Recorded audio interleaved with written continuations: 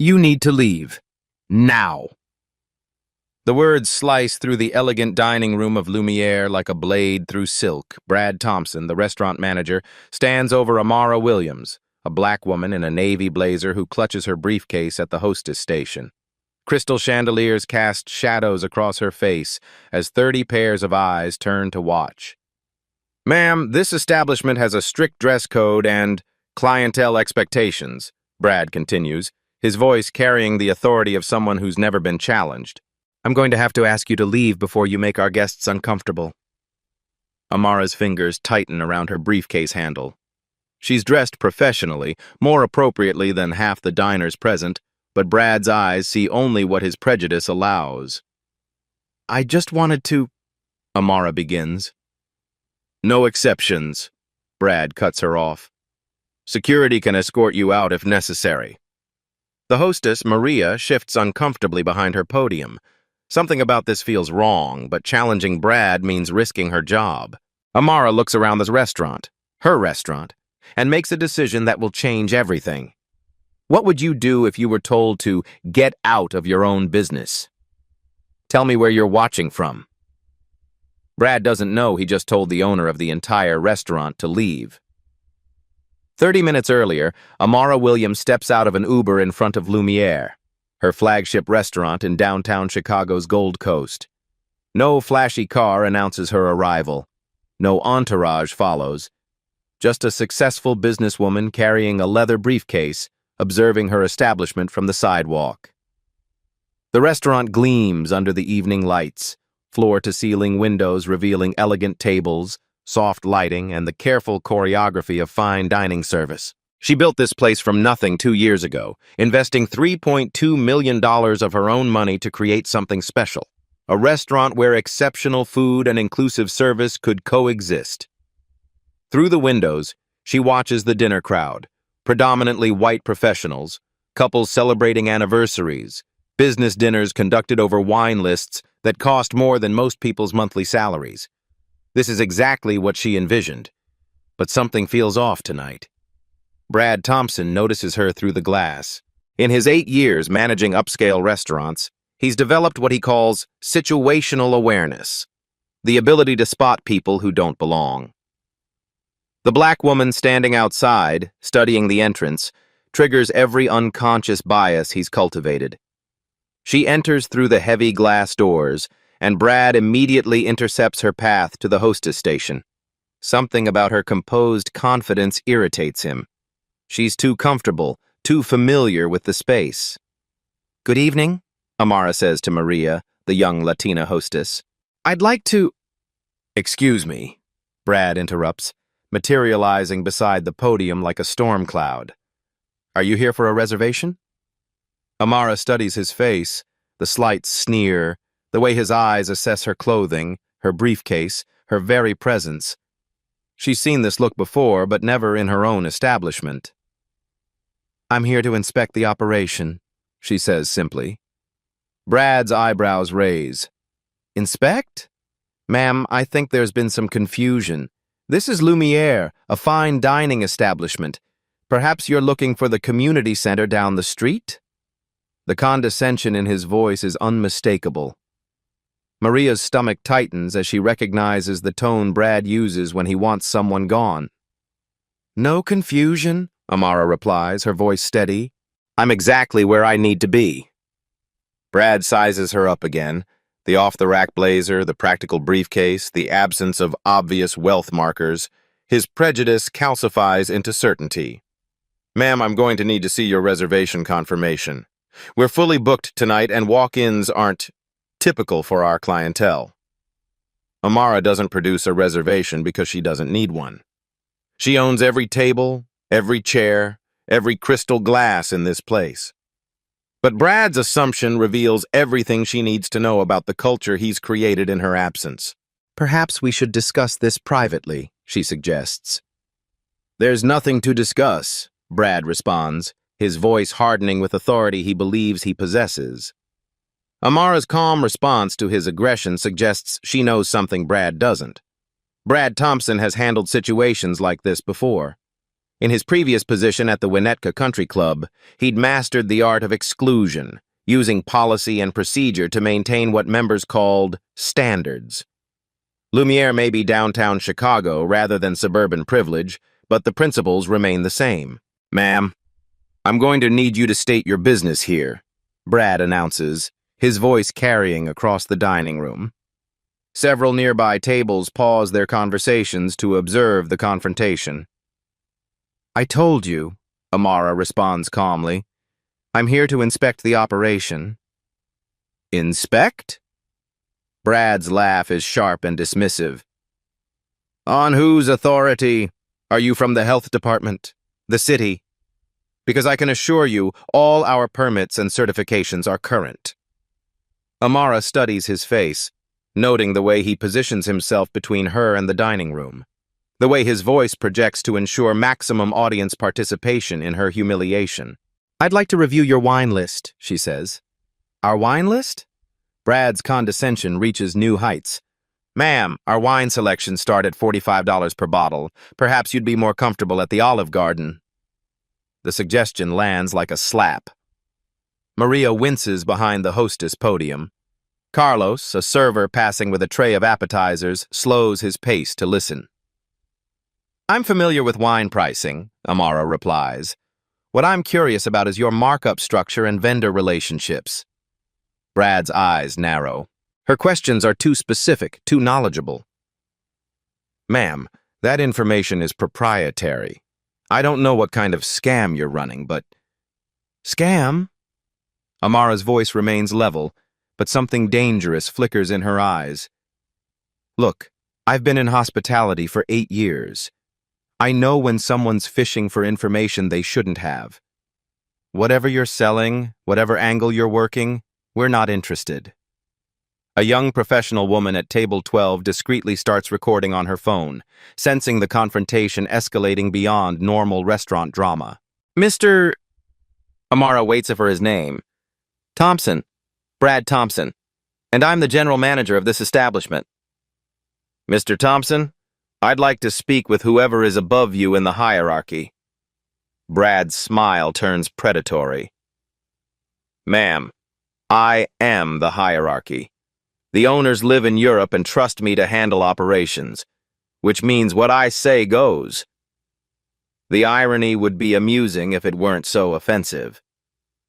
Amara owns this restaurant, built it from the ground up, and hired Brad 6 months ago during her expansion into Milwaukee. She'd trusted her assistant manager's recommendation without conducting the interview personally, a mistake she's now paying for. "I see," Amara says quietly. "And part of your operational authority includes determining who belongs here?" "Exactly, and you clearly don't." When Amara asks about the wine selection, Brad makes a comment that crosses every line. Brad Thompson decides it's time to end this charade with decisive authority. 8 years in upscale hospitality has taught him that some people need clear boundaries, and this woman's persistent questioning suggests she's either delusional or running some kind of elaborate con. "Ma'am," Brad announces, his voice projecting across the dining room like a theater performance, "I'm going to need you to remove yourself from the premises immediately." "On what grounds?" Amara asks, her composure unshaken. "On the grounds that you're disrupting our guests' dining experience with inappropriate behavior." Brad gestures toward the surrounding tables where conversations have stopped and faces have turned to watch the spectacle. An elderly white couple at table 8 nods approvingly. They didn't pay premium prices to watch someone obviously out of place create disturbances. "What exactly is inappropriate about my behavior?" Amara's question is delivered with the precision of someone accustomed to courtrooms. "Your refusal to leave when asked, your interrogation about proprietary business information, your obvious attempt to gain access to areas where you don't belong." Brad opens her briefcase without permission, examining the contents like a security checkpoint. Inside, business documents, a laptop, restaurant industry publications, and financial reports. He fans through the papers dismissively. "Studying up on the restaurant business?" he sneers. "Let me guess, you're writing a Yelp review?" Or maybe you're one of those food bloggers looking for a story. Maria watches from behind the hostess station, her hands trembling. In 6 months working here, she's witnessed Brad's systematic rudeness toward customers he deems unsuitable, but never anything this public and cruel. "Sir," Amara says quietly, "I think you're making assumptions." "I'm making observations," Brad cuts her off. "I see someone who walked in here without a reservation, refuses to leave when asked, and is now attempting to access confidential business information. That sounds like suspicious behavior to me." Carlos, the server, exchanges glances with Jennifer, the sommelier. Both recognize the discrimination unfolding, but fear for their jobs if they intervene. "Ma'am," Brad continues, his voice growing louder, "let me be clear about something. This establishment caters to a very specific demographic. People who understand fine dining, people who appreciate quality, people who—" He pauses, searching for the right euphemism. "People who fit our atmosphere." The phrase hangs in the air like toxic gas. Several diners shift uncomfortably. The young woman recording widens her phone's angle to capture more of the scene. "And I don't fit your atmosphere?" Amara asks. "Frankly, no, you don't. This isn't personal, it's business. We have standards to maintain, expectations to meet. Our clientele pays premium prices for a certain environment." Brad's eyes scan her outfit again. The navy blazer from Nordstrom rather than designer boutiques, the practical leather briefcase instead of a luxury handbag, the absence of obvious jewelry or status symbols. "Your kind," he says, the words loaded with decades of practiced exclusion, "might be more comfortable at establishments that cater to different expectations." The phrase, "your kind," echoes through the dining room like a gunshot. Maria gasps audibly. Jennifer, the sommelier, looks physically ill. Amara stands perfectly still for a long moment, processing not just the words, but their implications for every other person of color who might walk through her restaurant's doors. "I see," she says finally. "You're saying people like me don't belong in places like this." "I'm saying everyone should know their place," Brad responds, confident in his authority. "And your place isn't here." Amara quietly says, "I'll remember everything you've said tonight," and heads for the door. Amara Williams sits in the back seat of an Uber, watching Lumiere's warm lights recede through the rear window. The driver, a middle-aged black man named Jerome, glances at her in the rearview mirror. "You okay back there? You look like you've seen a ghost." "Something like that," Amara murmurs, her fingers tight around her briefcase handle. The humiliation burns, but beneath the pain lies something more dangerous. Determination. She built Williams' Hospitality Group from a single food truck on Chicago's South Side. 15 years of 18-hour days, culinary school loans, and investors who didn't believe a young black woman could succeed in fine dining. Every restaurant in her portfolio represents a victory over people who looked at her the way Brad Thompson just did. But this feels different. This feels personal. Because Lumiere isn't just another restaurant. It's her flagship, her statement about what inclusive excellence looks like. And she hired the man who just told her she doesn't belong there. "Jerome, can you pull over for a minute?" He finds a parking space 2 blocks from the restaurant. Amara takes out her phone and dials the first of several calls that will change Brad Thompson's world. "Janet? It's Amara. I need emergency documentation for wrongful termination proceedings." "Yes, tonight. Brad Thompson, the general manager at Lumiere. Because he just discriminated against the owner of the restaurant." Janet Morrison, her head of legal affairs, has handled discrimination cases before, but never one where the victim owned the establishment. "Amara, what exactly happened?" "He told me I didn't belong in my own restaurant, called me my kind, suggested I'd be more comfortable somewhere that caters to different expectations." Amara's voice remains steady, but Janet can hear the steel beneath the calm. "Did anyone witness this?" 30 diners, 5 staff members, and at least one person recording on their phone. Jesus. Okay. I'll prepare termination documents tonight. Do you want to press criminal charges? Let's see how he responds to unemployment first. The second call goes to Michael Chen, her HR director. Michael, prepare immediate termination protocols for Brad Thompson. Effective tomorrow morning. Gross misconduct, discriminatory behavior, violation of company values. Yes, I'll explain everything later. The third call reaches David Park, her business partner and co-founder of Williams Hospitality Group. David, we have a problem at Lumiere. The new manager.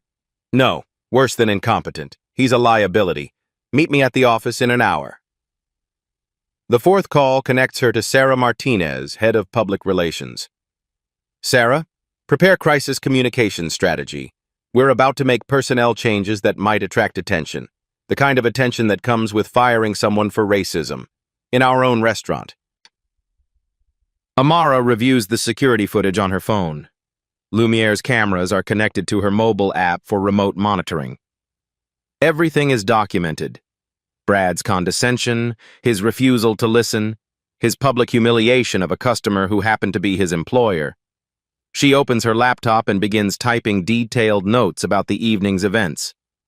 Every word Brad spoke, every gesture, every moment when staff members chose silence over intervention.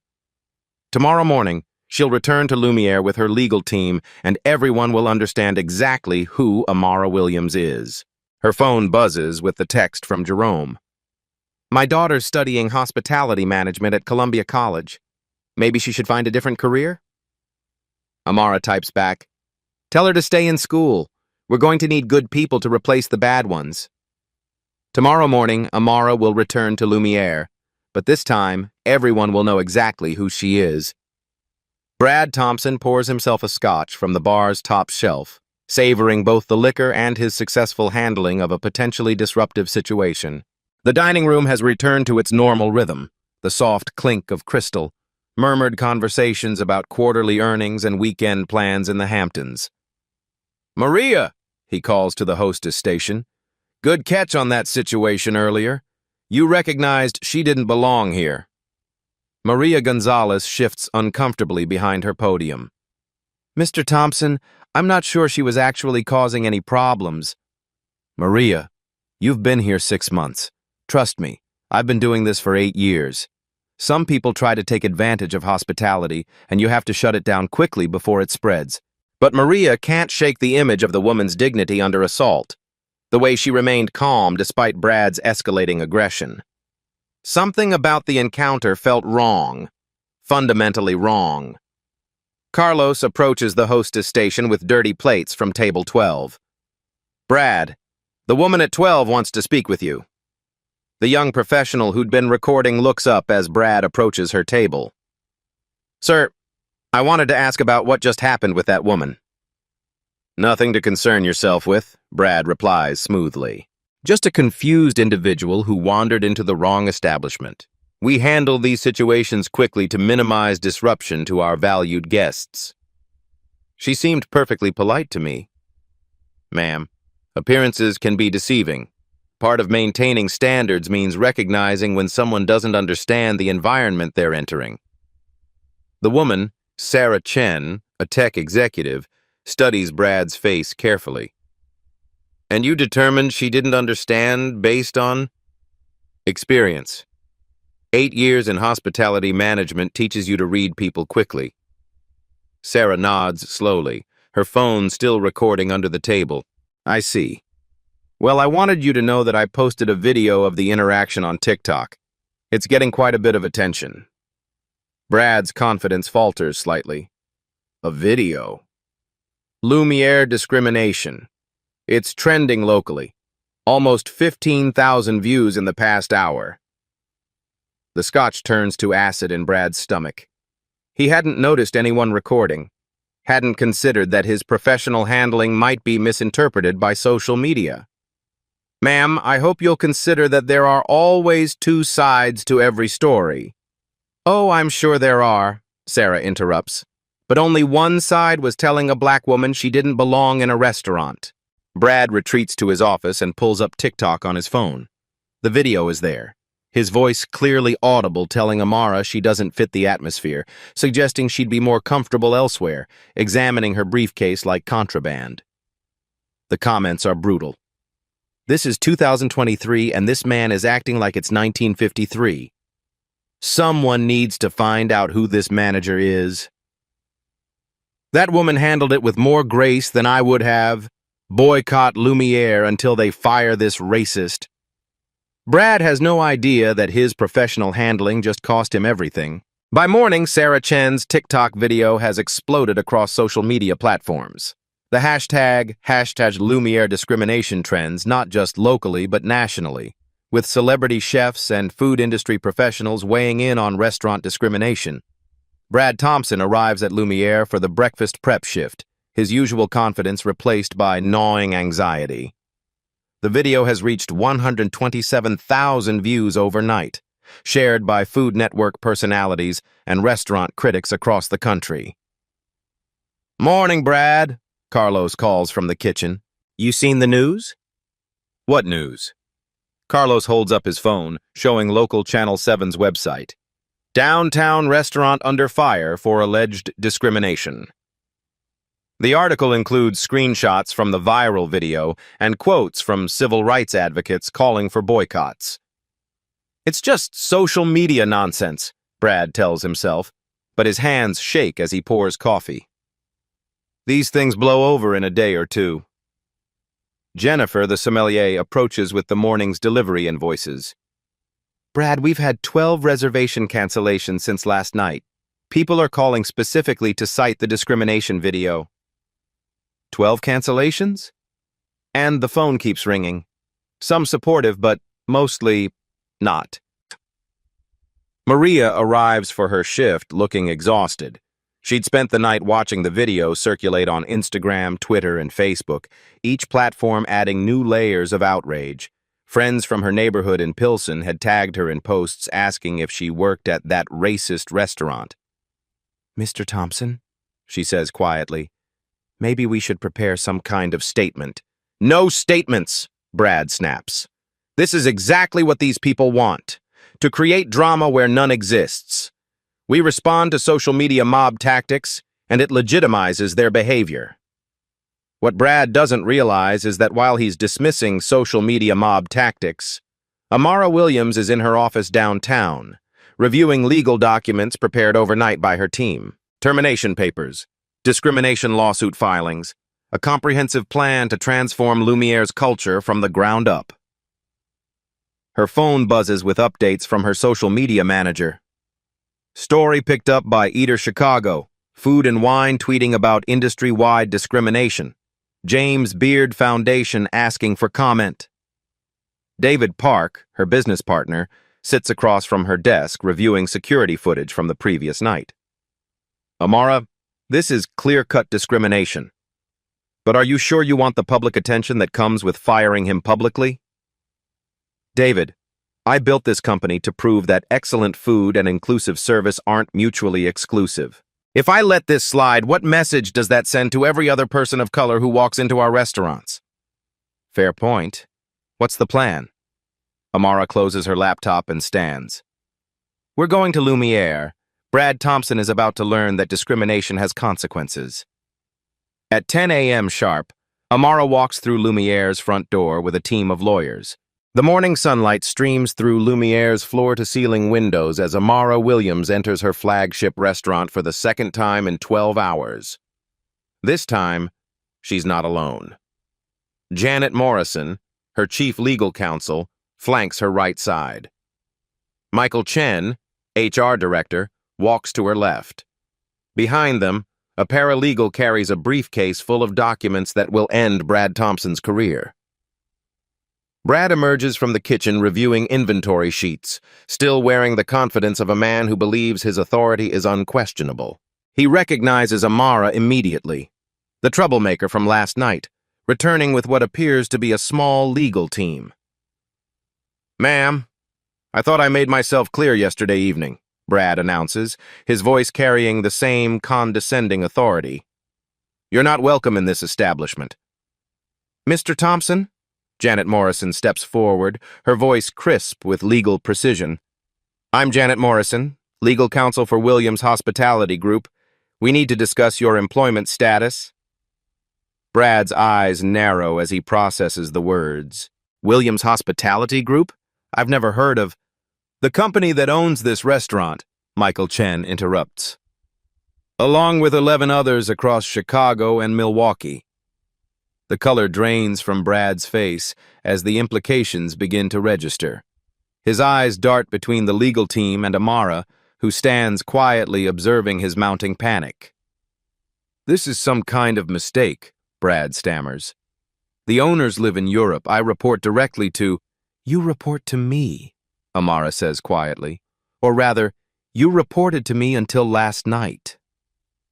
Staff members begin gathering near the kitchen doors. Maria, Carlos, Jennifer, and others who witnessed the previous evening's confrontation. The pieces of a puzzle they didn't know they were solving suddenly click into place. You're claiming to be... Brad can't complete the sentence. I'm not claiming anything, Amara responds. I am Amara Williams, founder and CEO of Williams Hospitality Group.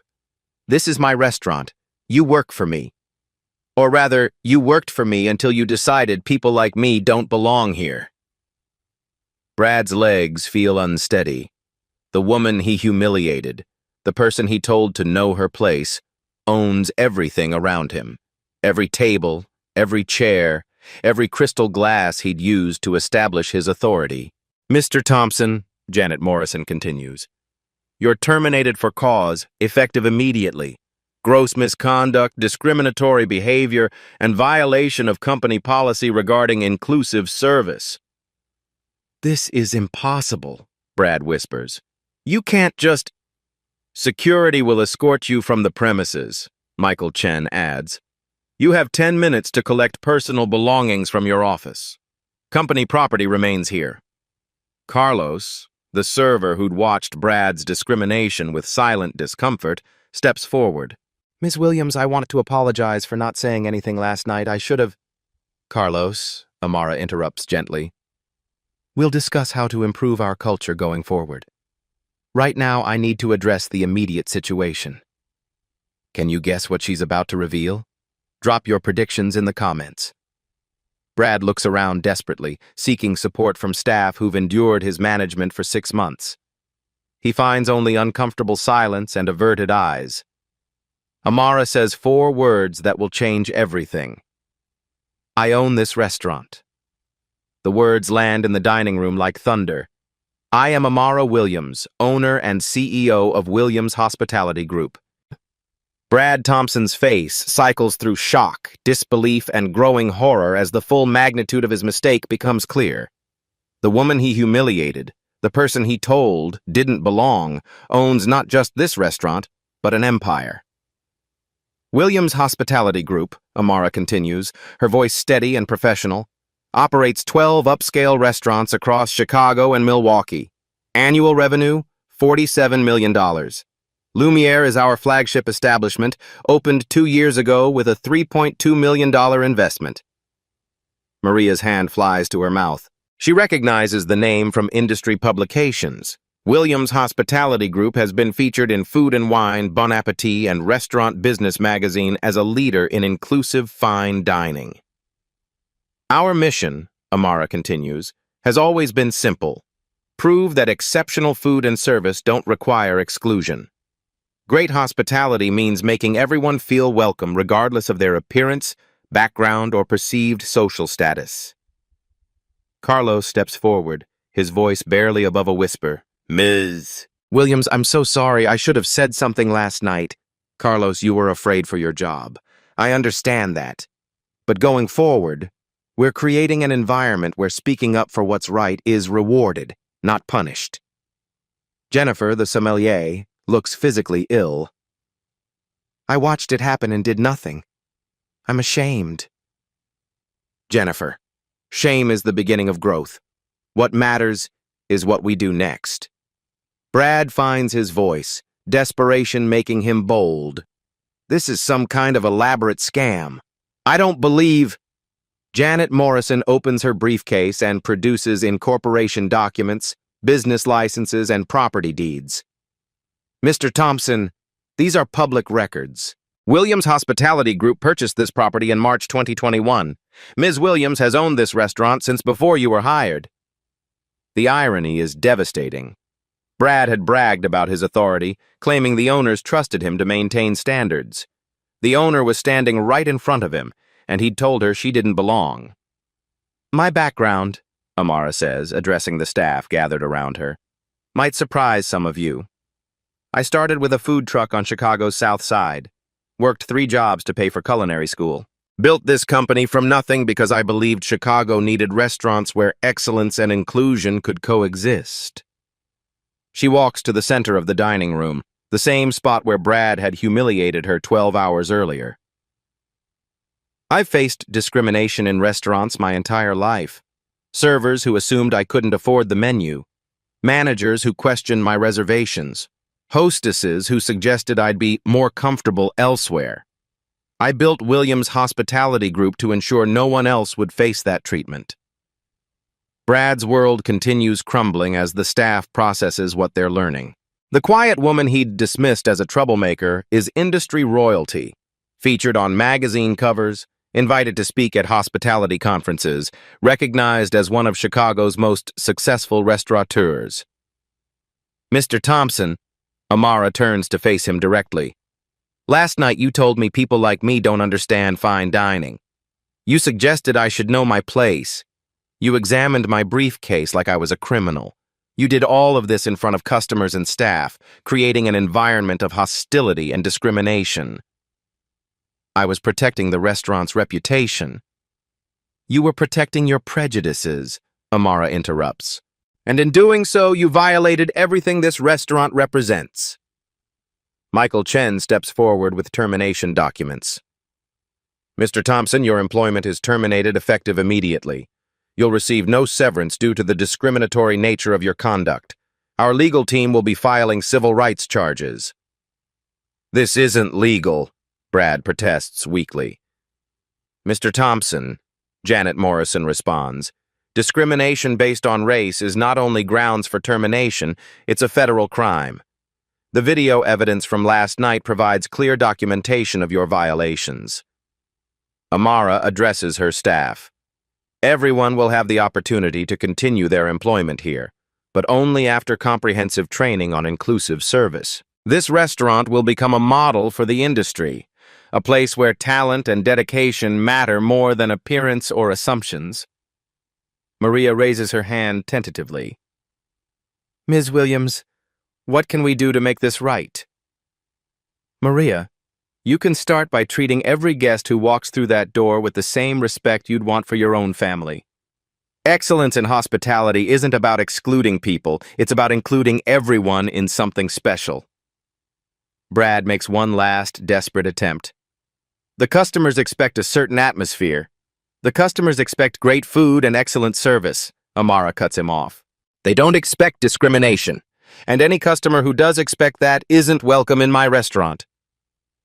Security guards arrive, summoned by Michael Chen, to escort Brad from the premises.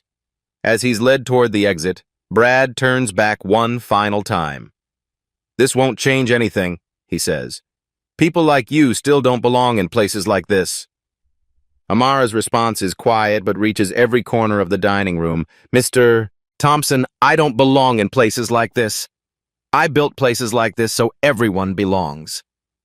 But Amara's not done. The legal and professional consequences for Brad are just beginning. Within 24 hours of Brad Thompson's termination, the story explodes across every major platform. Sarah Chen's original TikTok video reaches 3.2 million views. Hashtag Lumiere discrimination trends nationally alongside #Williams, hospitality, and #own the table. Celebrity chef Jose Andres tweets, discrimination has no place in hospitality. Proud of Amara Williams for taking a stand. The post garners 47,000 retweets in 6 hours. Food Network's official account shares the story. Restaurant owner faces discrimination in her own establishment. fires manager responsible. The video compilation reaches 1.8 million views by midnight. Brad, meanwhile, sits in his studio apartment watching his professional destruction unfold in real time. His name trends on Twitter, not for culinary achievements, but as a cautionary tale about workplace discrimination. His LinkedIn profile attracts hundreds of messages, none of them job offers. The restaurant industry responds with unprecedented speed.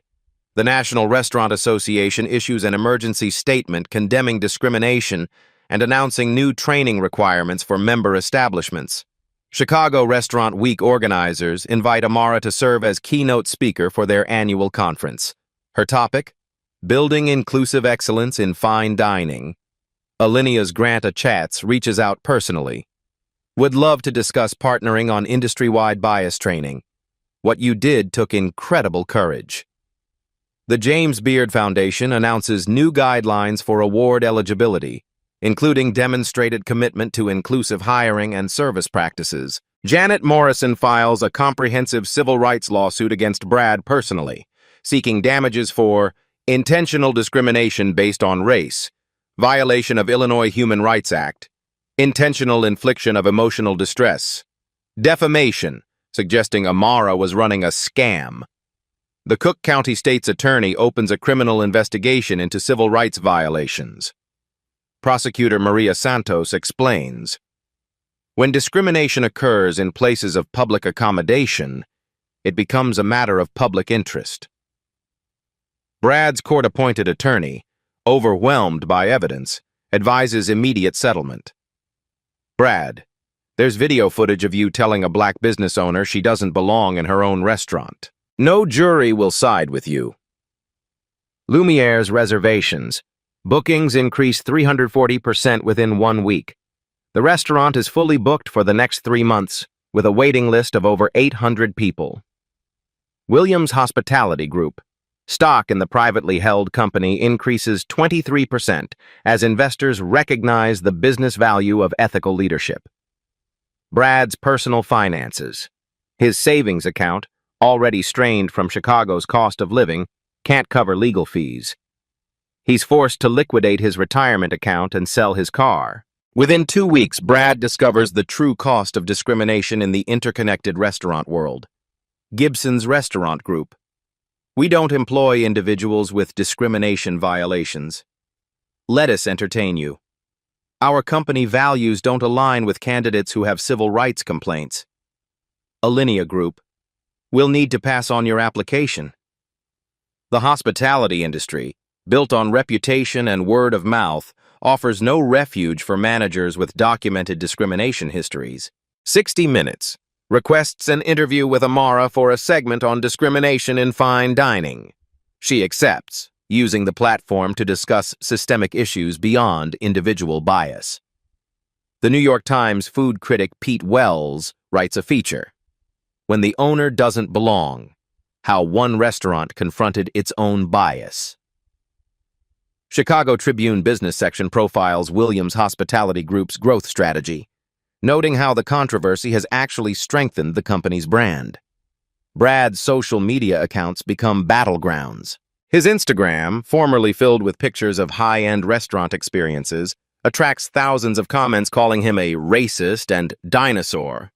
His Facebook profile, where he'd posted about maintaining standards in hospitality, becomes a screenshot shared across platforms as evidence of coded discrimination language. His Twitter account, abandoned after the first day of harassment, remains a digital monument to his downfall.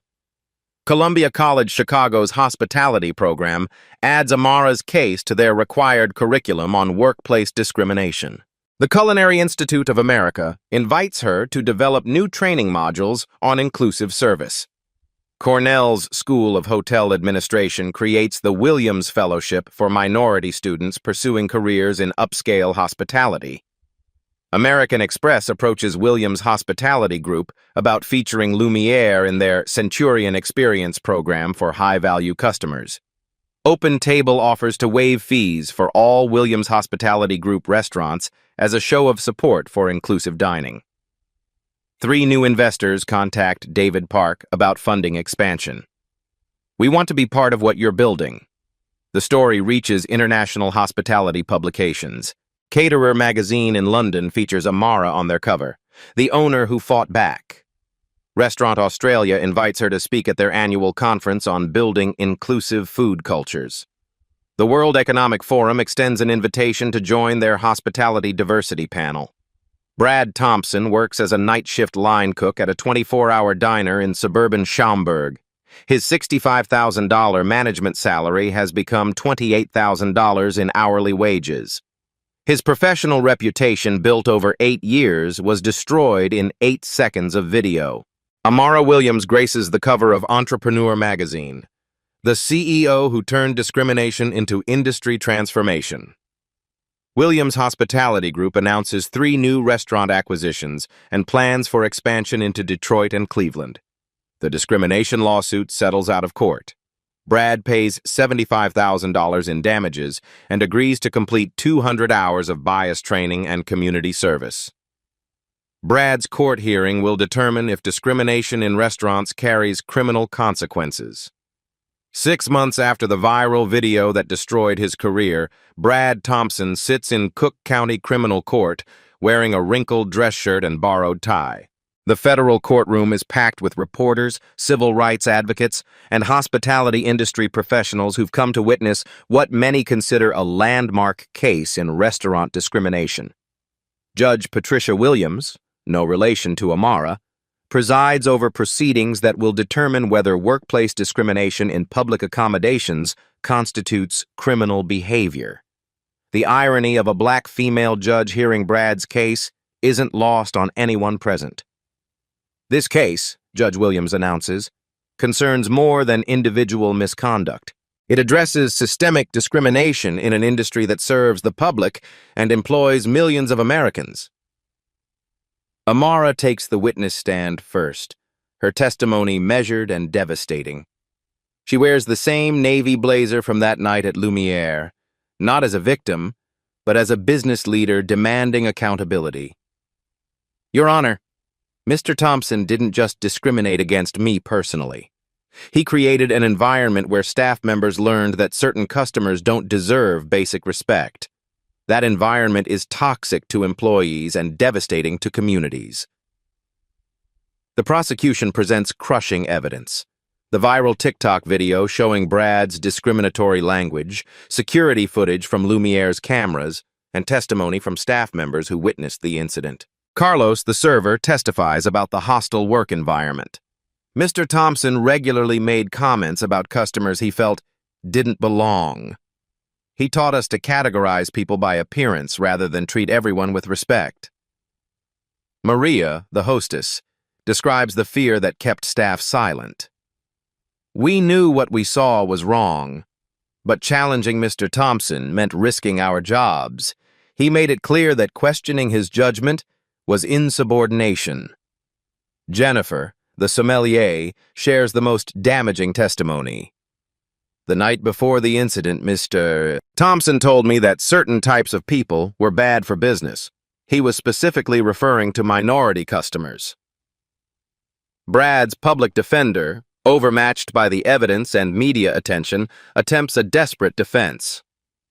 Your Honor, my client made errors in judgment, but criminal charges for workplace discrimination set a dangerous precedent. Counselor, Judge Williams interrupts.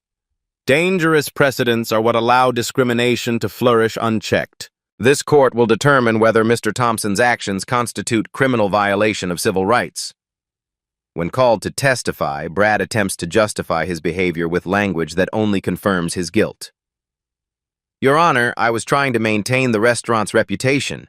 In fine dining, atmosphere is everything. Certain situations can disrupt the experience we're trying to create. What situations, Mr. Thompson? When people who don't understand the environment try to access services they're not prepared for. And you determined, Ms. Williams wasn't prepared based on what criteria? Brad realizes he's trapped. Any honest answer confirms racial discrimination. Any lie constitutes perjury. Experience, he answers weakly. 8 years in hospitality management. Experience in excluding people based on race? No, I wasn't thinking about race. The prosecution plays the video again, Brad's voice clearly audible. Your kind might be more comfortable at establishments that cater to different expectations. Mr. Thompson, Judge Williams asks, what did you mean by your kind? Brad's silence stretches for 30 seconds before his attorney whispers urgent advice about self-incrimination. The prosecution's closing argument is devastating. Your Honor, Mr. Thompson's testimony confirms what video evidence already proved. He systematically excluded customers based on racial assumptions. This isn't a workplace dispute. It's a civil rights violation that demands criminal accountability. Judge Williams deliberates for 2 hours before returning with her verdict. Mr. Thompson, your actions constitute willful violation of the Illinois Human Rights Act and federal civil rights statutes. You created a hostile environment for both customers and employees based on racial prejudice. You're sentenced to 18 months in county jail, suspended to 36 months supervised probation, $50,000 in fines, 500 hours of community service at civil rights organizations, mandatory bias counseling, and lifetime prohibition from restaurant management positions. Brad's legs buckle as the reality hits. Not only is his hospitality career over, but he'll spend the next 3 years under court supervision, working with the very communities he discriminated against. Outside the courthouse, Amara addresses a crowd of supporters and media. Today's verdict sends a clear message.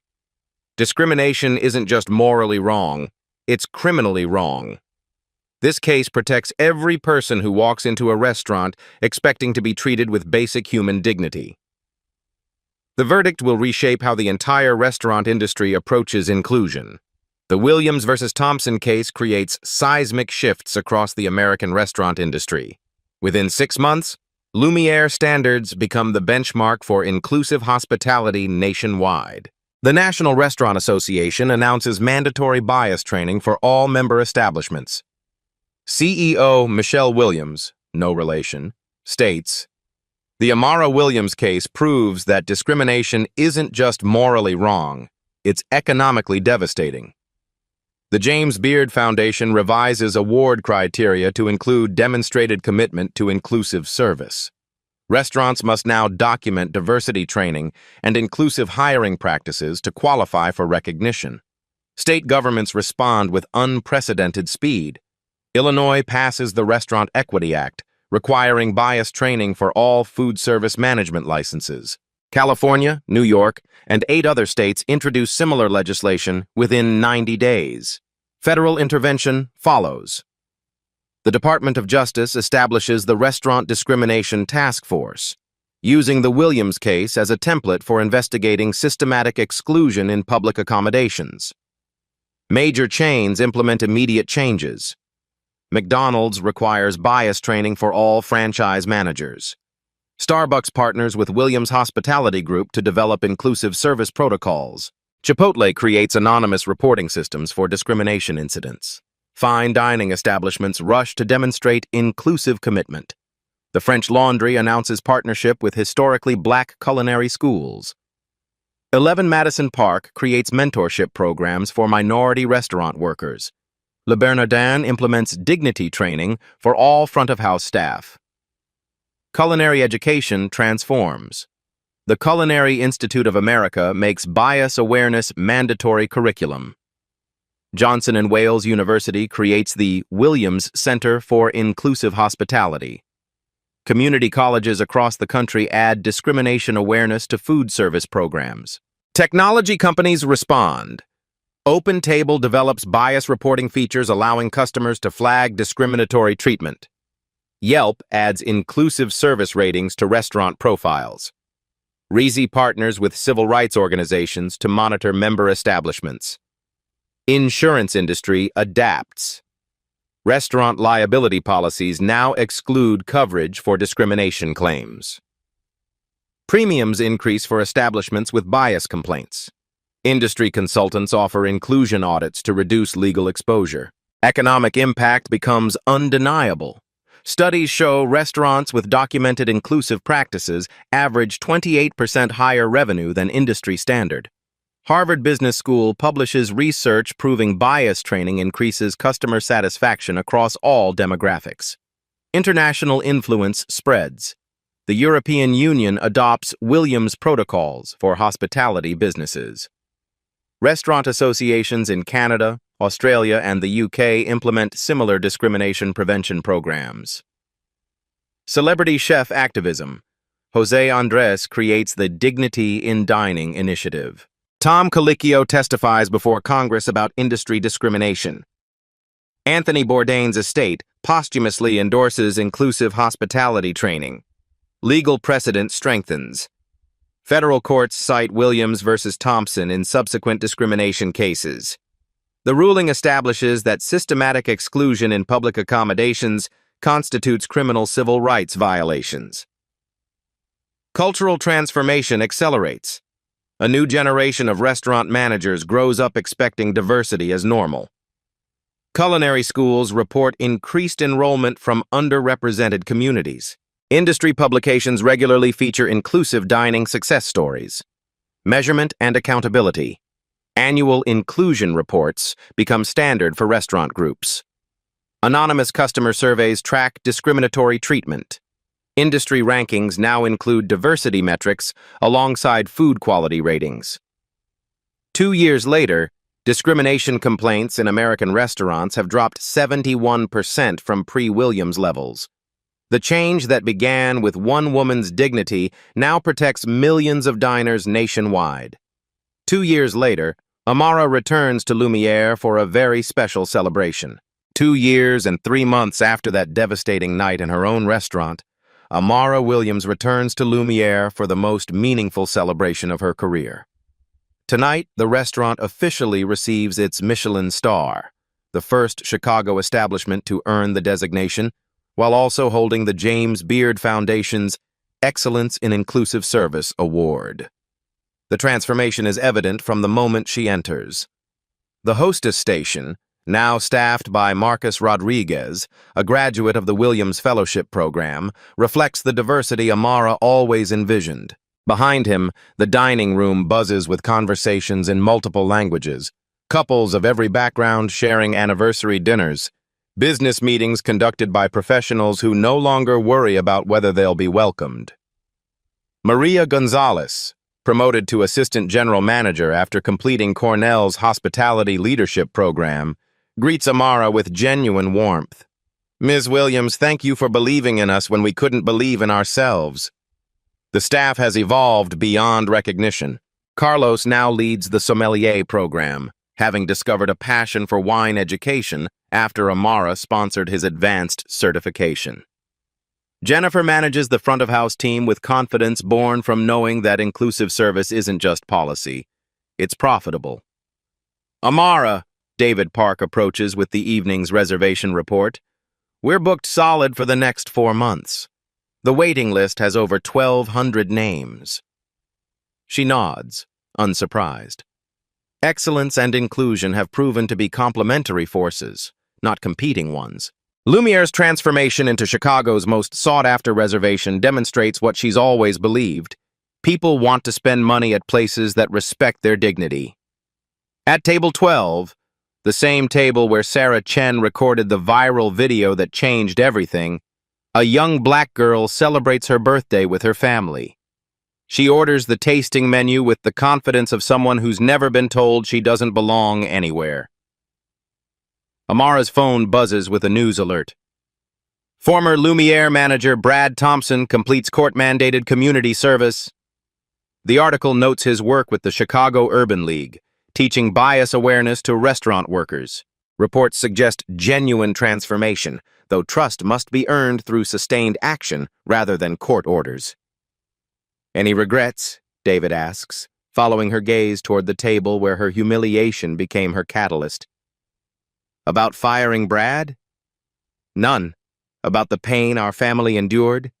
If it prevents other families from experiencing the same discrimination, then it served a purpose larger than our comfort.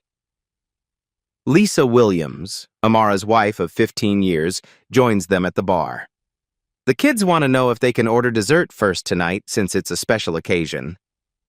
Amara laughs, the first genuine laugh she's had in this space since the incident. Tell them this is their restaurant too. They can order whatever makes them happy. The evening's highlight comes when Dr. James Washington, a prominent civil rights attorney, approaches their table. Ms. Williams, I wanted to thank you personally.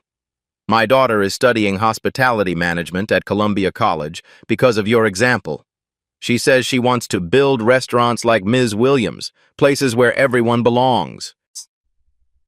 This is the legacy Amara treasures most, not the business success or legal precedents, but young people who see hospitality as a profession of dignity rather than discrimination. As the evening winds down, Amara stands in the center of the dining room where Brad once told her she didn't belong. The space now represents everything she envisioned when she first invested her life savings in this dream. A place where exceptional food and inclusive service create magic together. Marcus approaches with the final seating of the evening, an elderly interracial couple celebrating their 50th wedding anniversary. In 1973, they couldn't find restaurants that would serve them together. Tonight, they're treated like royalty by a staff that reflects the community's beautiful diversity. Ms. Williams, Marcus says quietly, thank you for showing us that our job isn't to judge who belongs here. Our job is to make everyone feel like they belong here. Amara watches the couple share a chocolate souffle and realizes this is what victory looks like. Not revenge against individuals, but systematic change that protects future generations. True power isn't about excluding others. It's about including everyone in excellence. Amara Williams' extraordinary journey from humiliation to industry transformation proves that individual courage can reshape entire economic sectors. What began as a routine inspection of her flagship restaurant became a catalyst for change that now protects millions of diners from discrimination. The story demonstrates that ownership without values is meaningless, but ownership with purpose becomes revolutionary. Amara didn't just fire a discriminatory manager, she fired a discriminatory system, replacing exclusion with excellence and proving that inclusion drives profitability. This narrative extends beyond restaurants into every service industry where discrimination persists. Hotels, retail stores, medical offices, and entertainment venues all wrestle with the same fundamental question. Do we serve some people or all people? Would you have handled this differently? Share this story if discrimination in restaurants needs to end. Brad Thompson's fall from $65,000 management salary to $28,000 hourly wages demonstrates that prejudice carries devastating personal costs. His 8-year career evaporated in 8 seconds of viral video because he couldn't see past the color of a customer's skin, who happened to own everything around him. But this story isn't really about Brad's downfall or even Amara's triumph. It's about Maria's promotion from hostess to assistant general manager. It's about Carlos discovering his passion for wine education. It's about Marcus learning that hospitality means making everyone feel they belong. Most importantly, it's about the young black girl celebrating her birthday at table 12, ordering the tasting menu with confidence because she's growing up in a world where her dignity isn't negotiable. The transformation at Lumiere sparked industry-wide changes that seemed impossible just 3 years ago. Bias training became standard practice. Inclusive hiring became competitive advantage. Anonymous reporting systems gave employees power to prevent discrimination before it escalates. Your response to discrimination matters too. When you witness bias in restaurants, hotels, or any service business, you have choices that determine outcomes. You can stay silent and enable continuation, or speak up and demand accountability. Support businesses that demonstrate inclusive values. Leave reviews highlighting respectful treatment. Share stories of establishments that prove excellence and equality can coexist. Economic pressure creates faster change than legislation alone. Use Amara's case as a template. Document incidents, understand your rights, and remember that business owners who discriminate aren't just morally wrong, they're economically stupid. Inclusion drives profitability across every industry. The Williams precedent reminds us that justice isn't just about punishing wrongdoing. It's about creating systems that prevent future harm. Every dollar spent at inclusive businesses represents a vote for the kind of world we want to inherit. Change begins with refusing to accept unacceptable treatment. It continues with supporting leaders who create equitable environments. It's completed when the next generation can't imagine a world where respect depends on appearance rather than humanity. Next week, we'll share the story of Judge Patricia Chen, who confronted racial profiling in her own courthouse, and how one courtroom confrontation changed judicial conduct nationwide. Subscribe now to see how justice professionals can become agents of systemic change. Darius spits. The chicken pot pie sits in front of him, still steaming. 5 kitchen workers freeze mid-bite. Darius covers his mouth. Something sharp just cut his cheek. He looks at his palm, a latex glove finger, soaked in gravy, stuffed with debris. Something metal glints inside the torn rubber. He peels it open. A metal shard falls out, jagged, sharp as a blade. Around the table, 5 other faces, all black. One by one, they're pulling things out too. Rubber, plastic, metal. Through the doorway, 3 white staff members eat sandwiches and laugh. Clean plates. No problems. Blake Morrison appears. His face drains when he sees the glove. Darius stands. Your office. Right now. Blake's voice shakes. Who the hell are you? Darius doesn't answer. Just keeps walking. What happens next will destroy Blake's career and expose something far worse than anyone imagined. 2 weeks earlier, Darius Wellington sits in his corner office. Floor-to-ceiling windows overlook Atlanta. 6 restaurants under his management, his mother's legacy. Grace Wellington built the first location 40 years ago. Single mother, nursing student by day, line cook by night. She scraped together enough to open Wellington's Kitchen in 1985. 1 location, 10 tables. Soul food meets fine dining. Feed people like family, she always said. Make them feel loved. By the time she died 3 years ago, she'd built 6 locations. Darius inherited everything. The restaurants, the reputation, the responsibility. He tries to honor her memory, keep the standards high, but running 6 restaurants from an office feels distant. Numbers on spreadsheets, reports from managers. He hasn't worked a line in 20 years. His assistant knocks. Mr. Wellington, you asked me to flag anything unusual in customer complaints. What have you got? Buckhead location. 7 formal complaints in 4 months, all food poisoning or illness. Health department investigated twice but found nothing concrete. 7 complaints. 1 location, 4 months. What about the other 5 locations? Combined, 3 complaints total in the same period. Darius leans forward. Show me. She hands him a folder. He flips through. Different customers, different dates, same pattern. Severe illness within hours of eating, nausea, vomiting, 1 hospitalization. Who's managing Buckhead? Rick Palmer, been there 4 years. And the head chef? Blake Morrison, 2 years. Blake Morrison. Darius remembers hiring him. Strong resume, great references, numbers looked good. Profit margins up 20% under Blake's management, but 7 complaints. Get me Rick Palmer on the phone. 5 minutes later, Rick's voice comes through. Defensive immediately. Mr. Wellington, if this is about the complaints, we've investigated thoroughly. Nothing to worry about. 7 complaints in 4 months doesn't worry you? Some customers are just difficult. You know how it is. Difficult customers don't end up hospitalized. That was one incident. Sophia Martinez, 7-year-old girl. But health inspector found nothing wrong with our kitchen. What did you do about it? Pause. We offered the family compensation. $1,200. They accepted. Darius's hand tightens on the phone. You paid them to go away. We resolved the situation professionally. Did you investigate what made her sick? Blake checked everything. Said it must have been something she ate before coming here. Blake checked. Blake said, I want all incident reports on my desk by end of day. Sir, end of day, Rick. He hangs up. Something is wrong. He can feel it. That night at home, Darius can't sleep. He opens his laptop, searches his email for anything related to Buckhead. Hours of nothing. Then he checks the spam folder. There, an email from 2 months ago. Subject line, please read, urgent about Buckhead Kitchen, from J. Ellis, cook@gmail.com. He opens it. Mr. Wellington, I'm a line cook at your Buckhead location. I don't know if this will reach you, but I have to try. Blake Morrison is tampering with food, targeting specific customers. Staff is terrified. I have evidence, but nowhere to send it safely. Please help. Darius stares at the screen. 2 months ago, sitting in his spam folder. He clicks reply. Still there? Can you talk? Sends it. Doesn't expect a response at midnight. His phone buzzes 30 seconds later. The sender calling. Hello? Mr. Wellington?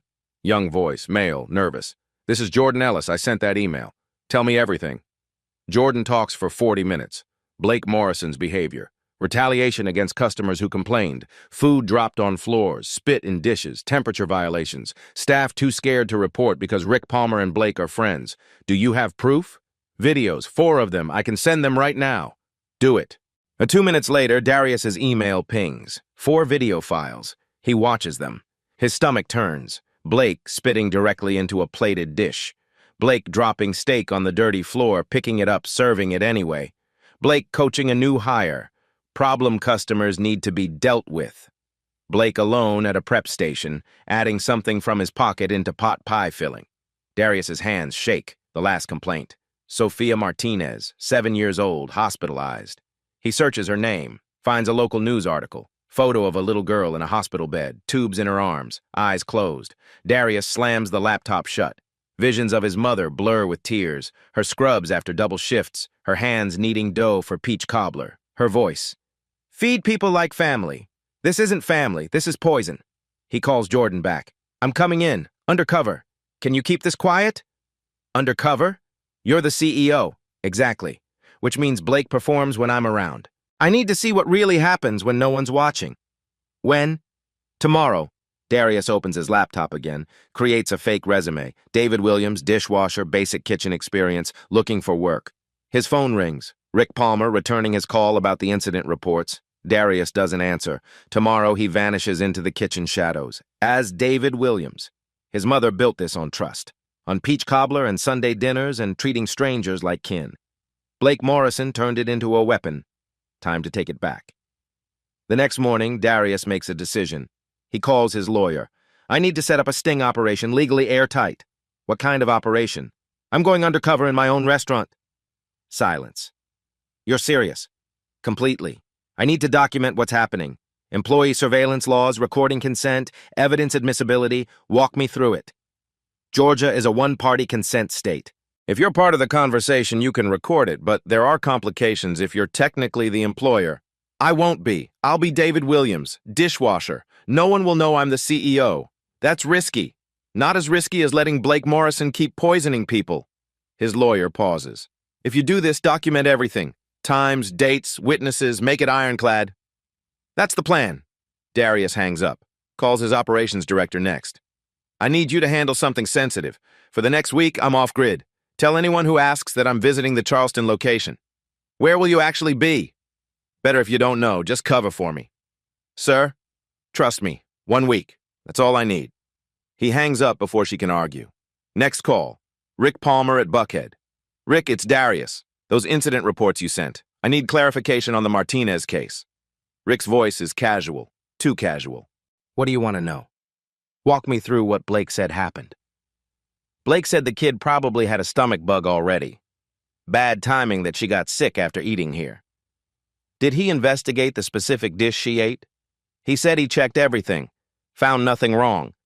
And you believed him. Pause. Blake's been here 2 years. Solid record. No issues until recently. 7 complaints isn't no issues. Look, Darius, running a kitchen is tough. Blake handles difficult situations. Sometimes customers are just looking for what? You know, trouble, free meals, complaints. And how does Blake handle those situations? He deals with it, professionally. Darius leans forward. Define professionally. Rick laughs nervously. He makes sure they're satisfied, or at least handled. Handled. Yeah, you know, so they don't cause more problems. Darius keeps his voice neutral. Put Blake on the phone. Now? Now. He hears muffled conversation. Then Blake's voice, confident, smooth. Mr. Wellington, Rick said you wanted to talk? Blake, I'm reviewing the Martinez case. 7-year-old girl, Hospitalized? Walk me through your investigation. Already did that with Rick. Everything checked out. Kitchen was clean. Food temps were good. She must have had something else going on. You're certain? Positive. I run a tight ship. Standards are high. What about the other complaints? 6 more in 4 months. Blake's tone shifts slightly, defensive. Some customers are just difficult, sir. They complain about everything. Wait times, portions, temperature. They're looking for reasons to get free food. And how do you handle those customers? I handle it? Blake laughs. Handle? Like making sure that whiner never darkens our door again. Professional customer management, you know? They don't come back and bother us with fake complaints. Darius's grip tightens on the phone. There it is. The admission. I see. Thanks for clarifying, Blake. No problem, sir. Anything else? No. That's all I needed to hear. He hangs up, opens his laptop, searches for more information about the other complaints. Reviews pile up on sites Rick never mentioned. Bitter steak, ER trip. Chemical soup, 2 days puking. Never again something was wrong with that food. Pattern after pattern, complaints followed by illness, followed by silence, paid off or scared off. Darius opens the videos Jordan sent again, watches Blake contaminate food, watches him coach staff to retaliate. His mother's voice echoes, feed people like family. Blake Morrison feeds people poison. Darius pulls up the fake resume he created. David Williams, age 43, dishwasher. Previous experience at Morrison's Kitchen downtown, a restaurant that closed 6 months ago, convenient for a backstory no one can verify. He prints it, folds it, puts it in his pocket, looks at himself in the mirror. He hasn't worked a line in 20 years, hasn't scrubbed dishes, hasn't stood on aching feet for 12-hour shifts. But his mother did, for years, before she built her empire. Time to remember where it all started. Darius grabs his coat. Time to get my hands dirty Southern style. Tomorrow morning, David Williams walks into Wellington's Kitchen Buckhead looking for work, and Darius Wellington starts gathering evidence to bury Blake Morrison. Day 1, Monday, 5:30 a.m. Darius stands in his closet staring at tailored suits. He reaches past them, grabs old jeans, gray t-shirt, work boots. In the mirror, the face staring back ain't the suit-wearing boss. It's the kid mom taught to spot BS from a mile away. No watch, no rings, no cologne, just David Williams, dishwasher. He drives to Buckhead in a borrowed Toyota, parks 3 blocks away, walks to the back entrance at 5:55 a.m. He knocks. A young man opens. Early 20s, black, tired eyes. Help you? Rick Palmer, dishwasher position. Experience, 10 years. Name, David Williams. Wait here. Door closes. Heart pounding, door opens. Older man, white, balding, Rick Palmer. David Williams? Yes, sir. Worked Morrison's Kitchen? Until it closed 6 months ago. Why the gap? Taking care of my sick mother. She passed 3 weeks ago. Rick nods. References? Manager's number on the resume. Place is closed, though. Rick studies it. The number goes to a disconnected line by design.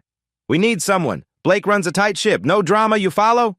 Darius meets his eyes. Drama? I eat it for breakfast. Rick almost smiles. $12 an hour, 6 to 2. Show up late, you're done. Understood. When can you start? Right now. Come in.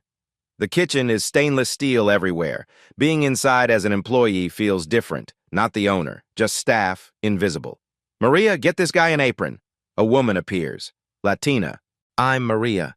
David. She hands him an apron, shows him the dish station. 3 sinks, industrial washer. Breakfast starts in an hour. Gets crazy. Keep up?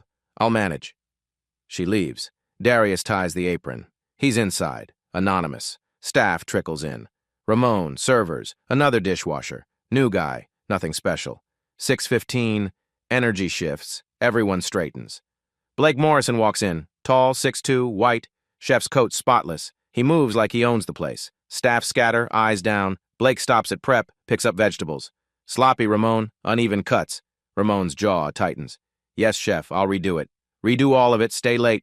Yes, chef. Blake keeps moving. Eyes land on Darius. Walks over. Studies him. New guy? Started this morning. Name, David Williams. You know how this kitchen works? Learning as I go. I run a tight operation. Standards are high. Keep up or you're gone. Clear?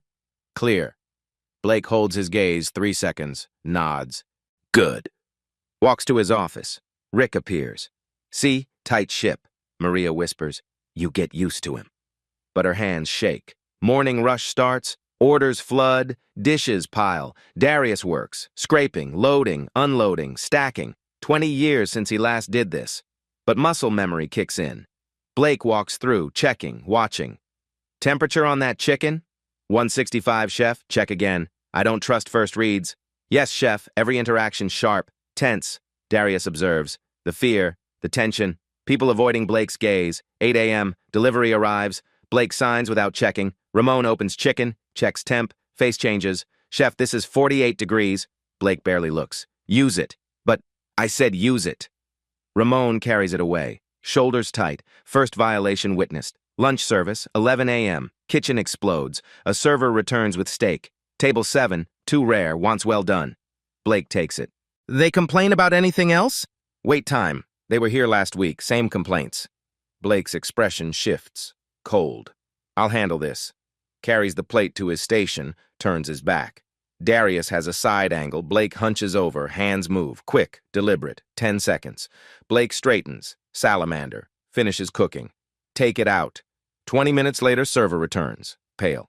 They say it tastes weird, bitter, they're leaving. Blake shrugs. No palate. Second violation. 2 p.m., shift ends. Blake appears beside him. You kept up today? Yes, chef. Tomorrow, same time. I'll be here. Blake studies him, then walks away. Darius leaves, gets in the Toyota, sits in silence. 1 day down. Everything Jordan said is true. Pulls out his real phone, texts his lawyer. It's worse than I thought. Need 2 more days. Drives home, exhausted, hands aching, feet throbbing, but tomorrow he goes back. Blake strides past one more time, stops. New blood? Eyes lock on Darius. Darius nods, heart pounding like a bass drum. Game on, day 3, 6 a.m. Darius walks into the kitchen. Blake is already there checking inventory. David, prep station, busy day ahead. Yes, chef. Staff arrives over 15 minutes. The kitchen is silent except for work sounds. Knives hitting boards, water running, no conversation. Blake moves through stations inspecting. People tense when he approaches. He stops at Darius's station. Watches him dice carrots. Perfect uniform cubes. Good knife work. Thanks, chef. Blake's eyes narrow slightly. Where'd you work before Morrison's? Few places around town. Nothing special. Right. Blake studies him another beat, then moves on. Jordan glances over from 2 stations away. His expression is a warning. 8 a.m. Delivery truck arrives. The driver wheels in stacked boxes. Produce, meat, dairy. Blake signs the invoice without opening anything to check. Jordan opens a box of chicken breasts, checks the temperature strip attached to the packaging. His face changes immediately. Chef Blake, this chicken's reading 48 degrees. Protocol requires under 40. Blake barely glances over. It's fine. Use it. But health code specifically says, I know what it says. Blake's voice drops dangerously low. We're not sending back product for being a couple degrees off. Put it away. Jordan's jaw clenches. Yes, chef. He carries the box to the walk-in. Every line of his body is tense. First violation, knowingly accepting unsafe product. 10 a.m., pre-service meeting. Blake calls everyone to the pass station. Saturday lunch, our busiest shift. No mistakes. Get it right first time. Maria raises her hand tentatively. Chef, what if someone sends food back? You tell me immediately. I handle all complaints. Blake leans against the counter. Some customers don't come for good food. They come for problems. Free meals. Attention. They complain to feel important. He pauses deliberately. We don't reward that behavior. Problem customers get handled appropriately. By me. You cook. I deal with difficult people. Clear? Yes, chef. The way Blake says handled appropriately makes Darius's skin crawl. 11 a.m. Service begins. Orders flood in. The kitchen erupts into controlled chaos. Tickets printing, timers beeping, Blake calling orders. Darius works his station, plating, garnishing, watching everything. Noon. Jenny the server returns holding a plate. Chef, table 7 sent back their steak. Says it's too rare. Wants well done. Blake takes the plate. The steak is perfect medium rare. Pink center, good char. What else did they complain about? Jenny checks her notepad. Wait time when they arrived, about 15 minutes. Anything else? I remember them from last week. Same complaints then. Left 5% tip. Blake's expression shifts. His jaw tightens. Repeat offenders. Perfect. Should I comp something? No, I'll handle this personally. Make it special for them. He carries the plate to his workstation, turns his back to the dining room and most of the kitchen. But Darius is 3 feet away, garnishing other plates. He has a side view. Blake hunches over the plate. His hands move quickly, deliberately. Darius can't see exactly what Blake does, but something happens in those 10 seconds. Blake straightens, slides the plate into the salamander to finish cooking to well done. 2 minutes later, pulls it out, adds fresh garnish, wipes the rim. Take it to table 7. Jenny delivers it. Darius keeps working, but his mind races. What did Blake just do? 20 minutes later, Jenny returns. Her face is pale. Table 7 says the steak tastes weird. Bitter. They're not finishing it. They're leaving. Blake doesn't look up. Some people have no palate. Across the line, Jordan catches Darius's eye. This has happened before. Second violation. Deliberate contamination. 2 p.m. Lunch service ends. Break time. Darius steps into the back alley. Jordan comes out a minute later, lights a cigarette with shaking hands. They sit in silence for 30 seconds. Jordan speaks quietly. You're not really new to kitchens. What makes you say that? You move too well, too comfortable. Most new guys fumble for weeks. You knew everything by day 2. He takes a drag. And you watch Blake differently, like you're studying him. Maybe I'm just observant, or you're here investigating. Jordan drops the cigarette, grinds it out. If someone finally sent someone to look into this place, keep watching. You'll see what I've been seeing. He goes back inside. Third red flag. Jordan knows something and suspects Darius. 4 p.m. Dinner prep begins. Darius volunteers for walk-in restocking. Blake nods approval. Inside the cold storage, Darius searches systematically, checking dates, looking for anything unusual. Behind milk crates pushed against the back wall, his hand touches something that doesn't belong. A notebook. Black cover. Worn. He pulls it out. Opens it. Coded entries in neat handwriting. JM. Rare steak complaint. Method 3 inches, SC. Allergy question. Method 1 inch, TH. Sent back twice. Method 4 inches. He flips through quickly. 23 entries spanning 14 months. Every entry follows the same pattern. Customer initials, complaint type, then method with a number. Darius whispers to himself, methods. This ain't cooking, it's a hit list. His hands shake as he photographs every page with his phone. Makes sure everything is clear. On the shelf above where the notebook was hidden, he notices a box of latex gloves, opened, several missing.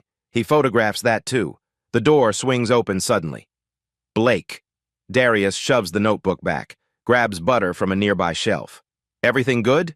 Yeah, chef. Just making sure we're stocked for dinner. Blake steps inside. The space feels smaller. You're thorough, I appreciate that. Just trying to do it right. Blake picks up a sauce container. Checks the date. Shortcuts kill restaurants, get people sick. I won't tolerate that here. The irony is suffocating. Understood, chef. Blake leaves. Darius stands alone in the cold, heart pounding. The notebook proves systematic behavior. But what are these methods? 8:30 p.m., near end of service. Darius takes trash out. Jordan follows 30 seconds later, glances around to make sure they're alone. You found something in the walk-in, I can tell. Don't lie. Jordan pulls out his phone. I found it weeks ago, too, and I've been recording. He shows Darius 4 video files. First video, Blake spitting directly into food before plating. Second video, Blake dropping a steak on the floor, picking it up, plating it anyway. Third video, Blake telling Maria quietly, problem customers need to be dealt with. There are ways to make sure they don't come back. Fourth video, Blake alone at prep station, mixing pot pie filling. His hand goes to his pocket, pulls something out, adds it to the bowl, stirs it in. Looks around nervously, continues working. Darius stares at the phone, his hands shake. Darius grabs Jordan's arm. Kid, you're braver than half the execs I know. Jordan's voice cracks. I didn't know what to do with it, but if you're corporate, if you can actually do something, send those videos to this email, back them up, cloud storage. He recites his personal email. Who are you really? Someone who's stopping this, that's all you need to know. Jordan's fingers move quickly. Done, sent, backed up on Google Drive, time-stamped. Even if Blake gets my phone, he can't delete them. Smart. I'm not smart. I'm exhausted. Jordan's voice breaks. I'm tired of being scared every day. Tired of watching him hurt people and not being able to stop it. They stand in the dark alley. Tomorrow everything changes, Darius says quietly. They go inside. Shift ends at 10 p.m. Staff leaves silently. Blake stops Darius. Good work today, David. See you tomorrow. 6 a.m. Thanks, Chef. Blake studies him for a long moment, something calculating in his eyes. Then he walks to his office. Jordan appears once Blake is gone. He's starting to trust you. That's the most dangerous time. Why? That's when he brings you in closer, shows you how things really work, and if you cross him later, he destroys you, like everyone else. Darius nods. I won't be here long enough for that. What's happening tomorrow? You'll see. They separate. Darius drives home in the borrowed Toyota, parks in his driveway, sits in darkness. His phone buzzes. Email from Jordan. 4 videos. He watches each one twice. The pattern is undeniable now. Blake isn't negligent. He's methodical, systematic, deliberately targeting customers who complain. For over a year, the notebook, the videos, the violations, it all fits, but he needs one more piece, something absolutely irrefutable, something Blake can't explain away. Tomorrow, the trap snaps shut, but Blake's eyes on him now. Too close. Day 3. 11 a.m. Blake walks into the break room with a tray. Staff meal. Chicken pot pies I made this morning. Thank you for working hard. He plates 6 portions, hands them to Darius, Jordan, Maria, Ramon, and 2 dishwashers. The pies look perfect. Golden crusts, steam rising, rosemary and chicken. Darius sits, Jordan across from him. Eye contact. Warning in Jordan's expression. Blake stands in the doorway, arms crossed, watching. Darius picks up his fork, cuts into the crust. Chicken, carrots, peas, gravy. Takes 1 bite, chews once, good, chews twice. Texture changes, rubbery, wrong. Jaw stops, hand to mouth, fingers in. Pull. A latex glove finger emerges, flesh-colored, soaked in gravy, torn at the knuckle. Metal glints inside. Gravy slops off the glove, thick and warm like blood from a fresh cut. Table freezes. Darius stares. Gravy drips. He peels the rubber wider. A jagged metal shard falls out, clinks onto his plate. Silence. Darius looks around. 5 other faces. Jordan, Ramon, Maria, 2 dishwashers, all black, same pie. Through the doorway, 3 white staff at prep, eating sandwiches, laughing, no pies. Blake is gone. Darius stands, glove in hand, Jordan's face white. Oh my God. Stop eating, everyone stop. Maria pushes her plate away, hands shaking. What is that? Evidence. Jordan stands. Where's Blake? Find him, don't let him leave. Jordan runs. Darius turns to Maria. Check if any pies went to customers. She hurries out. Returns seconds later, face pale. 4 pies, breakfast service, 7 to 9 a.m. 4 customers. Darius pulls out his real phone. Phone out. Shut down now. Click. Lawyer, sue the bastards. Click. Security, lock it down. Hangs up, looks at staff. Who made this batch? Ramon speaks. Blake, 5 a.m. before we arrived. Said staff only. Anyone else touch it? No, he made it alone. Darius's jaw clenches. Staff meal. Early morning. Specific people. Metal. Glove. Pattern. He walks out. Jordan appears, breathing hard. He's in his office, packing. Block the front exit. Jordan runs. Darius walks to Blake's office. Door open. Blake shoving papers into a backpack. Looks up. Sees Darius. Face drains white. 3 seconds silence. Mr. Wellington? Darius holds up the napkin. Opens it. The glove. The shard. I pulled this from your pot pie, the one you made this morning. Blake's mouth opens. Closes. I've been watching you 3 days. I've seen enough. Now I have proof.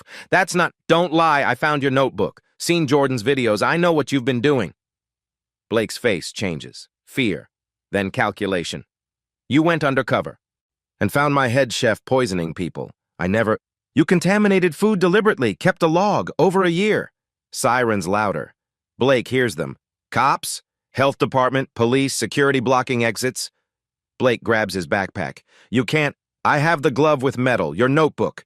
23 entries. Jordan's videos showing you spitting in food, dropping meat on floors, temperature violations. 4 customers ate contaminated pies this morning. Footsteps in hallway. Blake looks at door. Back at Darius. Trapped. Health Inspector Davis walks in. 2 officers behind her. Blake sees them. Shoulders sag. Wellington? Darius grins cold. Surprise, chef. Your nightmare just clocked in. Davis steps forward. Mr. Wellington? Darius hands her the napkin carefully. Pulled this from staff meal. 4 more went to customers. She examines it. Expression hardens. Looks at Blake. Mr. Morrison, you need to come with us. I want a lawyer. Call from the station. She nods to the officers. One produces handcuffs. Blake Morrison, you're under arrest for criminal food contamination, assault with a deadly weapon, fraud. Blake's face crumbles as cuffs click shut. Officer reads Miranda rights. They lead Blake toward the door. He passes Darius, stops, looks back. This is a witch hunt. You put metal in food I served. Darius's voice quiet. In a restaurant my mother built on trust. You turned it into poison. Blake has no response. Officers lead him out. His voice fades down the hallway, still protesting. Davis turns to Darius. I need statements from everyone, and we'll quarantine all food from this morning. Whatever you need. She starts coordinating. Darius looks at the empty office. Blake's notebook still in evidence. Videos on Jordan's phone. Metal shard in a bag. It's over. Tomorrow, rebuilding starts. Blake tries to step back. I can explain. Explain what? Inspector Davis holds up the glove in the evidence bag. Explain why there's a contaminated glove with metal shards inside food you prepared. That's an accident. Someone must have... You made this batch alone. Darius cuts in. At 5 a.m., before anyone else arrived, Ramon confirmed it. Blake's eyes dart to the door. The 2 officers move to block it. Mr. Wellington, with all due respect, you can't just... Can't what? Darius's voice is ice. Can't investigate my own restaurant when customers are getting sick? Can't go undercover when my head chef is running a criminal operation? The words hang in the air. Blake's face goes from white to red. Criminal operation? I've been running this kitchen for 2 years. Profit margins up 23%. Customer satisfaction? Customer satisfaction? Darius pulls out his phone, shows Blake the screen. Sophia Martinez, 7 years old, 2 nights in ICU. Food poisoning traced back to your kitchen. Blake's mouth opens. Want to see more? Darius scrolls. Thomas Hoffman, severe allergic reaction. You paid him $1,200 cash to stay quiet. I was protecting the business. You were covering up crimes. Inspector Davis steps forward. Mr. Morrison, I'm shutting down this kitchen effective immediately. You're facing charges of criminal food contamination, health code violations, and... Wait!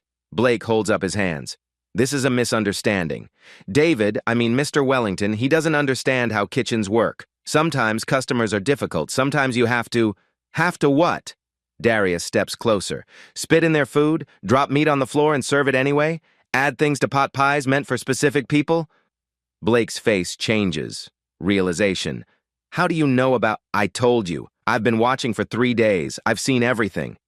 The office feels smaller, suffocating. Blake tries a different approach. His voice drops, almost pleading. Darius, I've made this location profitable. The numbers speak for themselves. Some of these customers were impossible. They complained about everything, threatened reviews, demanded comps. I was handling problems by poisoning people. I never poisoned anyone. Then what do you call this? Darius holds up his phone again, shows a photo. Your notebook, hidden in the walk-in. 23 entries. JM, rare steak complaint, method 3. SC, allergy question, method 1. TH, sent back twice, method 4. Want to explain what these methods are? Blake's face drains again. You went through your personal log of customers you targeted. Yes, I photographed every page. One of the officers steps forward. Sir, we're going to need that notebook as evidence. It's in the walk-in cooler, Darius says, behind the milk crates against the back wall. The officer nods to his partner. They leave to retrieve it. Blake's legs seem to weaken. He sits down heavily in his desk chair. This is insane! You're blowing this completely out of proportion. Am I? Darius turns to Inspector Davis. How many customers reported illness from this location in the past year? She checks her tablet. We have 7 formal complaints filed with the health department. And how many did Blake pay off to not file formal complaints? I don't have that information. I do. Darius pulls up his notes. 11 customers, $8,000 in unauthorized cash payments, all documented in his expense reports as customer relations. Blake stands suddenly. Those were legitimate business expenses. Hush money is not a legitimate business expense. I was preventing lawsuits. You were covering up evidence of contamination that you deliberately caused? Blake's voice rises. Some of those customers deserved what they got. You don't know what it's like dealing with entitled people who... He stops, realizes what he just said. The room goes completely silent. Inspector Davis speaks quietly. Mr. Morrison, did you just admit to deliberately contaminating customer food? Blake's mouth works. No sound comes out. Footsteps in the hallway. Multiple people. Jordan appears in the doorway. Behind him, the entire kitchen staff. Maria, Ramon, the dishwashers, the servers, everyone. They heard everything. Jordan steps forward, holds up his phone. I have video evidence, 4 videos, Blake contaminating food, Blake coaching staff to retaliate against customers, Blake adding something to pot pie filling. Blake stares at him. You recorded me? For 2 weeks, because someone had to... You little... Blake starts to move toward Jordan. Both officers immediately step between them. One puts a hand on Blake's shoulder. Sir, stay where you are. Blake jerks away. Get your hands off me. I'm the head chef here. You're being detained for questioning, the officer says firmly. On what grounds? Criminal food contamination, assault with a deadly weapon, the metal shards, fraud, intimidation of witnesses. Blake looks at Darius. You can't do this. I'll sue. You'll do nothing. Darius's voice is final. Blake Morrison, you're fired. Effective immediately. Badge, keys, all company property. Now. You can't fire me without cause. Cause? I have video evidence, physical evidence, witness testimony, a notebook documenting over a year of criminal behavior, and a latex glove with metal shards that you served in food this morning. Darius's voice drops even lower. You're not just fired, Blake. You're being charged, and every customer you hurt will know exactly what you did. Blake looks around the room, at the staff watching, at the officers, at Inspector Davis with her evidence bags. No way out. The second officer returns from the walk-in, holding the black notebook and a clear evidence bag. Found it exactly where he said. 23 entries, coded language about customer complaints and methods. Inspector Davis takes it, flips through the pages. Her expression gets progressively harder. She looks up at Blake. Mr. Morrison, you need to come with us. Now. I want my lawyer. You can call them from the station. Officers? One officer produces handcuffs. Blake Morrison, you're under arrest for criminal food contamination, fraud, and assault. You have the right to remain silent. Blake's face crumbles completely as the cuffs click shut. The officer continues reading Miranda rights as they lead Blake toward the door. He passes the gathered staff. They all step back. No one meets his eyes. At the doorway, Blake stops. Looks back at Darius one more time. This is a witch hunt. You know that, right? I was doing my job. I was managing difficult situations. You were hurting people. Darius's voice is quiet but carries. In a restaurant my mother built on trust, on feeding people like family. You turned it into something cruel. Blake has no response to that. The officers lead him out. His voice fades down the hallway, still protesting, still defending. The staff remains frozen in silence. Inspector Davis turns to Darius. Mr. Wellington, I need statements from everyone, and we'll need to quarantine all food products from this morning. Whatever you need. She nods and starts coordinating with her team. Darius looks at the assembled staff. They're all staring at him. Maria speaks first. Her voice shakes. You're really the CEO? Yes. You've been working here for 3 days, as a dishwasher, to see what was really happening. Ramon steps forward. All those pies this morning, we all ate from the same batch Blake made. I know. But the white staff didn't. They had sandwiches. I know. The implication settles over everyone. Jordan's voice is quiet. How long was he doing this? Darius looks at him. At least 14 months, based on the notebook. Oh my God. Maria sits down suddenly on a nearby chair. I ate that pie. I could have... You're all going to the hospital right now, full examinations. Company covers everything. Someone in the back starts crying. The weight of what could have happened crushes down on everyone. Darius addresses them all. I need you to know something. This kitchen closes for 72 hours minimum. Full deep clean, full inspection. When we reopen, everything changes. New protocols, new management, new culture. He pauses. You'll all be paid for those 72 hours, and anyone who cooperates with the investigation gets a bonus. Your jobs are safe. Blake's gone. Rick Palmer is also gone for enabling this, but you're staying. Relief washes over several faces. One more thing. Darius looks directly at Jordan.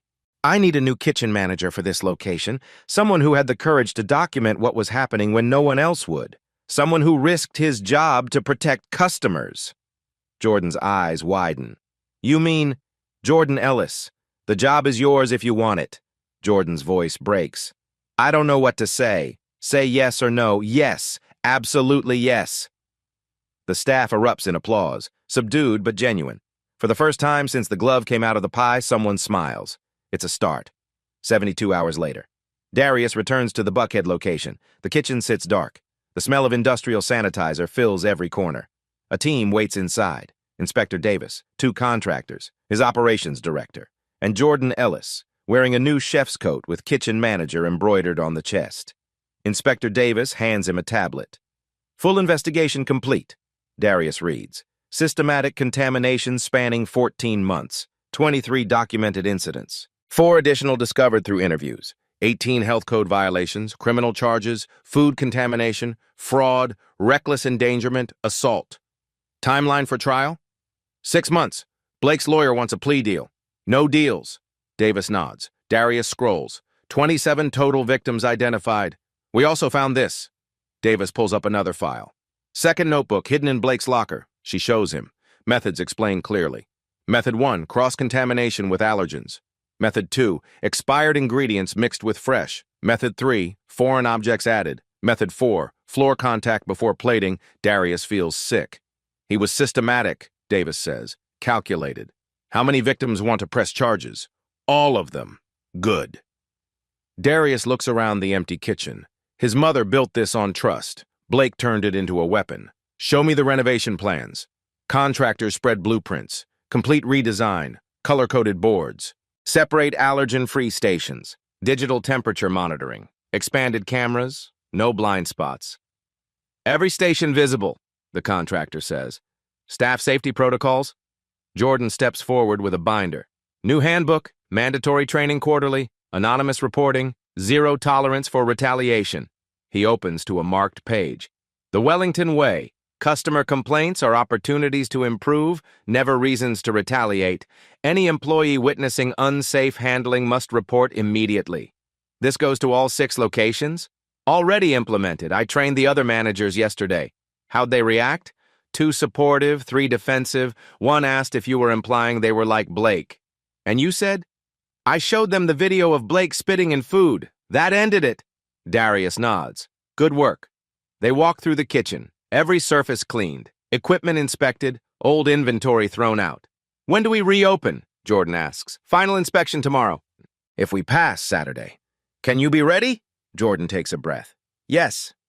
Darius's phone rings, his lawyer.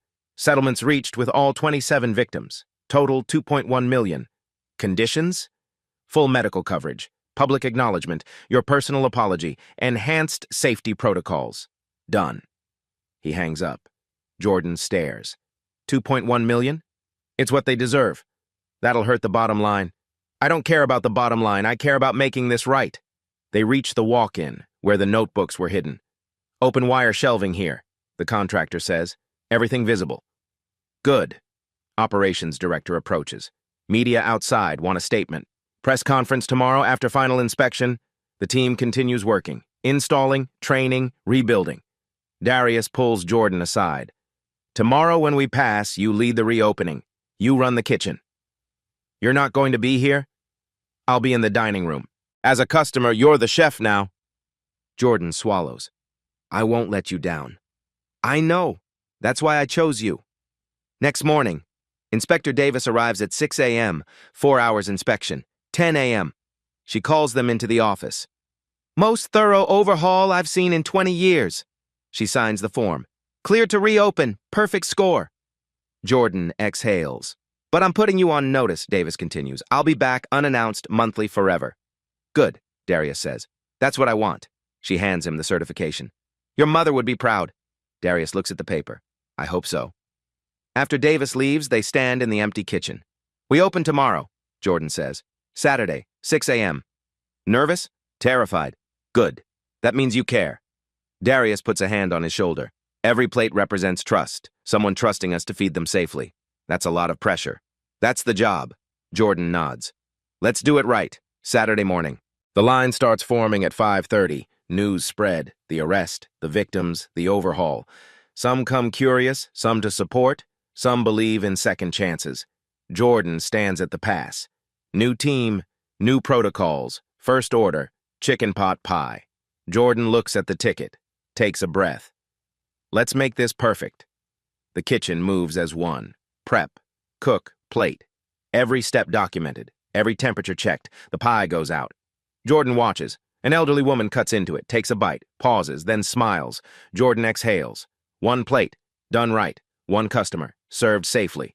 One step toward earning back what Blake destroyed, one meal at a time, 3 weeks after reopening. Darius walks into the Buckhead kitchen at 7 a.m., through the front door like a customer. The morning prep team is already working. Jordan at the pass. Maria prepping vegetables. Ramon on protein. 2 new hires learning stations. No one notices Darius at first. They're focused, moving efficiently. The atmosphere is completely different. People talk, ask questions, smile occasionally. Jordan looks up. Mr. Wellington, didn't know you were coming. Just checking in, don't let me interrupt. Jordan turns back. Maria, how are those brunoise cuts? Maria holds up her board. Perfect tiny cubes, uniform. Beautiful. See that, everyone? That's the standard. Maria beams. Darius watches quietly. Jordan has grown into the role, not arrogant, confident. Ramon speaks up. Chef, question about chicken stock. Recipe says 4 hours simmer. Can we go longer for deeper flavor? Jordan walks over. Tastes. Good question. Yes, 6 hours, but document the change. If it's better, we'll update the recipe officially. Got it. One of the new hires, Marcus, drops a knife. It clatters. He freezes. Fear flashes across his face. The old kitchen would have exploded. Jordan walks over calmly. You good? Marcus nods quickly. Sorry, chef. I wasn't. It's fine. Pick it up. Wash it. Wash. Sanitizer bucket. Grab a fresh one and continue. Marcus stares. You're not mad? Mad? You dropped a knife. You didn't hurt yourself or anyone. That's what matters. Jordan puts a hand on his shoulder. Mistakes happen. What matters is how we handle them. Clean up, learn, move forward, okay? Okay. Marcus picks up the knife, hands shaking, but he follows protocol. Jordan calls over his shoulder. And Marcus? Good job not catching it. That's how people lose fingers. You did the right thing. Marcus straightens. The fear eases. At 8 a.m. morning meeting, Jordan stands at front. Saturday numbers were excellent. 400 covers, 0 complaints, 16 compliments. Health inspector surprise visit Thursday. Perfect score again. Light applause. But more importantly, I want to recognize Maria. Customer at table 12 said her vegetable garnish was the most beautiful thing she'd seen all week. Maria covers her mouth, eyes watering. Really? Really? That's what we do. We don't just feed people, we make their day better. Genuine applause. Ramon, your chicken stock modification? Incredible. Deeper flavor. That's the new standard. I'm adding your name to it. Ramon's Enhanced Chicken Stock. Ramon laughs. You're serious? Completely. You improved something. You get credit. After the meeting, Darius asks Jordan to step outside. They sit on the same milk crates where Jordan smoked 3 weeks ago, where he first hinted something was wrong. You're doing great work, Darius says. Thanks. Still learning. We all are. Darius pauses. I want to talk about the staff meal, the pot pie Blake made. Jordan tenses. Yeah? About who was served that pie? All black staff. All the people Blake saw as expendable. I noticed that too. Did you ever feel unsafe here because of your race?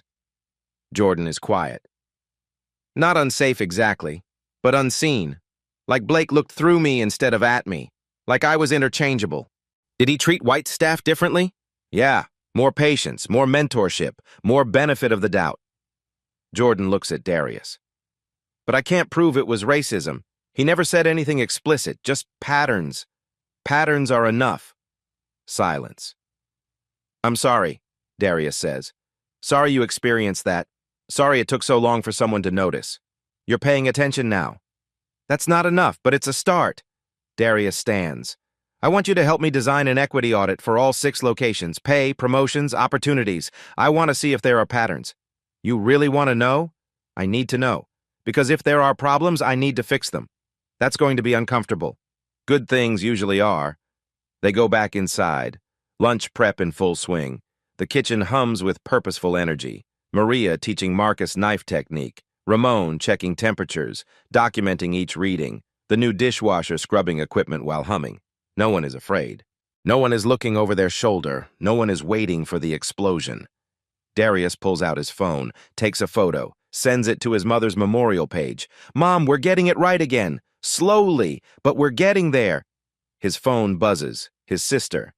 Saw your post. Proud of you. He smiles, types back. Wish she could see this. She does. Darius puts his phone away. Watches his team work. 1 kitchen down, 5 more to audit. Years of work ahead. But today, right now, this kitchen is safe. And that's enough. 4 months later.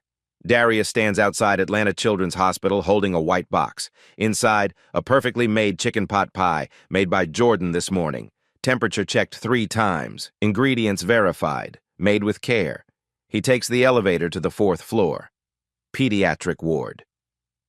Sophia Martinez sits up in bed when he enters. She's been here 2 weeks for follow-up tests. Complications from the poisoning 4 months ago still affecting her digestive system. Her mother, Isabel, stands when she sees him. Mr. Wellington. Mrs. Martinez. Sophia. He holds up the box. I brought something, if you'll accept it. Sophia looks at the box, then at her mother. Fear flickers in her eyes. Isabel's voice is tight. Sophia hasn't eaten restaurant food since that night. I know, and I understand if you don't want this. Darius sits in the chair beside the bed. But I wanted to bring it anyway, to show you what we've become, what we should have always been. He opens the box. The smell of rosemary and butter fills the room. Sophia stares at it. Is it safe? The question breaks Darius's heart. Yes.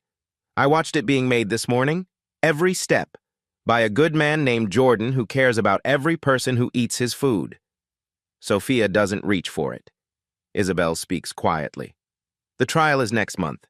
Blake's lawyer is still trying to negotiate a plea. I know. I won't let that happen.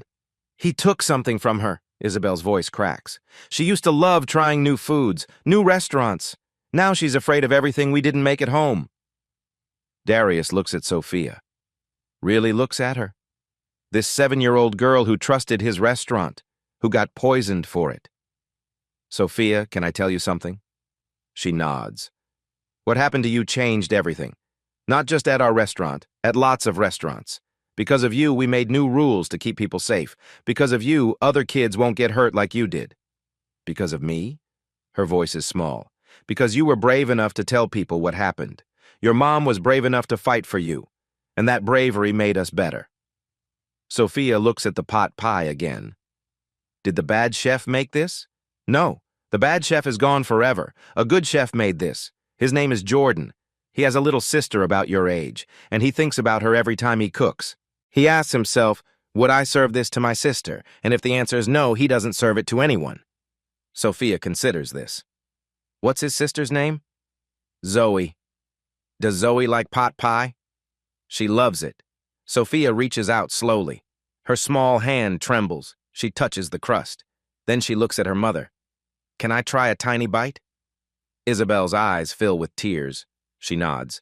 Sophia takes the smallest piece of crust, brings it to her mouth, pauses, then takes a bite, chews slowly, swallows, waits. Nothing bad happens. She takes another small bite, then another. Isabel covers her mouth with her hand, tears streaming. Darius watches Sophia eat. Not the whole pie, just a few bites, but it's enough. She looks up at him. It's good. I'm glad. Can you tell Jordan thank you? I will. Every day. When Darius leaves the hospital an hour later, his phone rings. Jordan. How did it go? She ate some, not all, but some. Jordan exhales. Relief. That's huge. Yeah. Hey, I need to tell you something. Ramon found something weird in the walk-in at the Midtown location. Old temperature logs that don't match. I think we might have another problem. Darius stops walking, closes his eyes. It never ends. The vigilance, the watching, the checking. But that's the job now. I'll be there in 20 minutes. He hangs up, gets in his car, One little girl eating pot pie again. One potential problem at another location. The victories are small. The work is endless. But he keeps showing up, because that's what real leadership requires. Not just fixing what's broken, but staying to make sure it never breaks again. Even when it's exhausting. Even when it's hard. Even when new problems keep appearing. He shows up anyway, because people like Sophia deserve nothing less.